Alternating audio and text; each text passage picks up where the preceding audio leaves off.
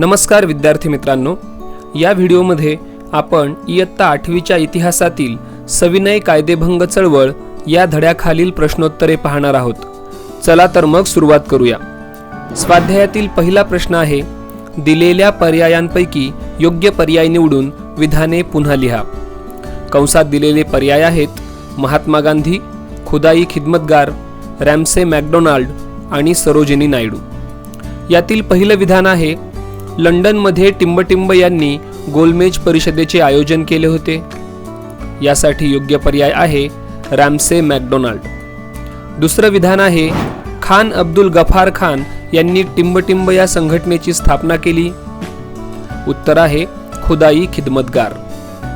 तिसरं विधान आहे, धारासना सत्याग्रहाचे नेतृत्व टिंबटिंब यांनी केले। योग्य पर्याय आहे सरोजिनी नायडू। यातील शेवटचं विधान आहे, दुसऱ्या गोलमेज परिषदेला राष्ट्रीय सभेचे प्रतिनिधी म्हणून टिंबटिंब उपस्थित होते। योग्य पर्याय आहे महात्मा गांधी। स्वाध्यायातील दुसरा प्रश्न आहे, पुढील विधाने सकारण स्पष्ट करा। यातील पहिलं विधान आहे, चंद्रसिंग ठाकूर यांना लष्करी न्यायालयाने जबर शिक्षा केली। उत्तर, खान अब्दुल गफार खान यांनी स्थापन केलेल्या खुदाई खिदमतगार या संघटनेचा पेशावर शहरात सत्याग्रह सुरू होता। ब्रिटिश सरकारने गढवाल पलटणीला सत्याग्रहींवर गोळीबार करण्याचे आदेश दिले, परंतु गढवाल पलटणीचे अधिकारी चंद्रसिंग ठाकूर यांनी गोळीबार करण्यास नकार दिला। त्यामुळे लष्करी न्यायालयाने त्यांना जबर शिक्षा दिली। दुसरं विधान आहे, सोलापुरात सरकारने मार्शल लॉ म्हणजेच लष्करी कायदा जारी केला। उत्तर, 6 मे 1930 रोजी सोलापुरात हरताळ पाळण्यात आला। या प्रसंगी सोलापूरमध्ये मोठा मोर्चा काढण्यात आला। तत्कालीन कलेक्टरने मोर्चावर गोळीबार करण्याचा आदेश दिला। यामध्ये शंकर शिवदारे यांच्यासह अनेक स्वयंसेवक मृत्युमुखी पडले। परिणामी जनतेने पोलीस स्टेशन, रेल्वे स्टेशन, न्यायालये, म्युनिसिपल इत्यादी इमारतींवर हल्ले केले। सरकारने मार्शल लॉ म्हणजेच लष्करी कायदा जारी केला। तिसरं विधान आहे, पहिल्या गोलमेज परिषदेतील चर्चा निष्फळ ठरली। उत्तर, पहिल्या गोलमेज परिषदेत विविध राष्ट्रीय पक्ष व संस्थानिकांचे प्रतिनिधी उपस्थित होते, मात्र राष्ट्रीय सभेने या परिषदेत भाग घेतला नाही। राष्ट्रीय सभा ही देशाची प्रातिनिधिक संस्था होती। तिच्या सहभागाशिवाय गोलमेज परिषदेतील चर्चा निष्फळ ठरली। चौथं विधान आहे, गांधीजींनी येरवडा तुरुंगात आमरण उपोषण सुरू केले। उत्तर, दुसऱ्या गोलमेज परिषदेनंतर ब्रिटिश प्रधानमंत्री रॅम्से मॅकडोनाल्ड यांनी जातीय निवाडा जाहीर केला। दलितांसाठी त्यानुसार स्वतंत्र मतदारसंघ जाहीर करण्यात आले। जातीय निवाड्यानुसार हिंदू समाजाची झालेली विभागणी गांधीजींना मान्य नव्हती, म्हणून त्यांनी या निवाड्याविरुद्ध येरवडा तुरुंगात आमरण उपोषण सुरू केले। स्वाध्यायातील तिसरा प्रश्न आहे, खालील प्रश्नांची 25 ते 30 शब्दात उत्तरे लिहा। यातील पहिला प्रश्न आहे, गांधीजींनी मिठाचा कायदा मोडून देशभर सत्याग्रह करण्याचे का ठरवले? उत्तर, मीठ हा सामान्य जनतेच्या आहारातील महत्त्वाचा घटक आहे। त्यामुळे मिठासारख्या जीवनावश्यक वस्तूंवर कर लादणे अन्यायकारक होते। मिठाचा सत्याग्रह हा प्रतिकात्मक होता।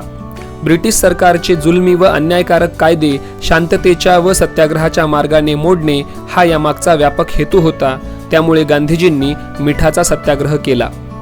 यातील दुसरं विधान आहे, राष्ट्रीय सभेने सविनय कायदेभंगाची चळवळ मागे का घेतली? उत्तर, सरकारने सविनय कायदेभंग चळवळीला अमानुष दडपशाहीने उत्तर दिले। सर्वत्र नागरी हक्कांची गळचेपी केली। राष्ट्रीय सभा व तिच्या सहयोगी संघटना बेकायदेशीर ठरवण्यात आल्या। त्यांची कार्यालये व निधी ताब्यात घेतले। राष्ट्रीय वर्तमानपत्रे व साहित्य यांच्यावर निर्बंध घालण्यात आले। त्यामुळे एप्रिल 1934 मध्ये गांधीजींनी चळवळ मागे घेतली। स्वाध्यायातील चौथा प्रश्न आहे, सविनय कायदेभंग आंदोलनाची पुढील कालरेषा पूर्ण करा।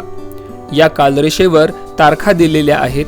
त्या तारखांना कोणती घटना घडली हे आपल्याला खालील चौकोनांमध्ये लिहायचे आहे। 12 मार्च 1930 रोजी दांडी यात्रा सुरू झाली।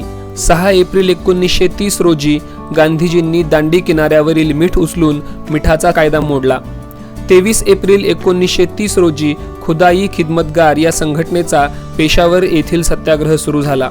4 मे 1930 रोजी गांधीजींना अटक करण्यात आली आणि 6 मे 1930 रोजी सोलापुरात हरताळ पाळण्यात आला.